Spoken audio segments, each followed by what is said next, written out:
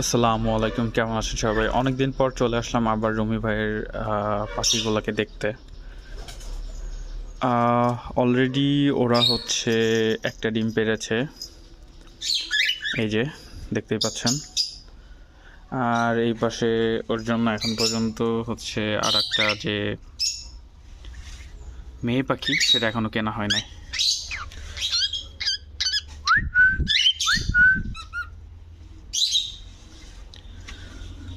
আর এই পাশে হচ্ছে লাভবার্ড দেখতে পাচ্ছি। ওদের হচ্ছে দু একদিনের ভিতর হচ্ছে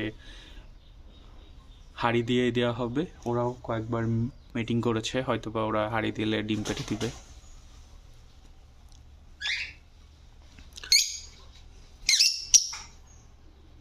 যাই হোক, পরবর্তীতে বাচ্চা ফুটলে আবার নতুন আপডেট দিব। আসসালামু আলাইকুম।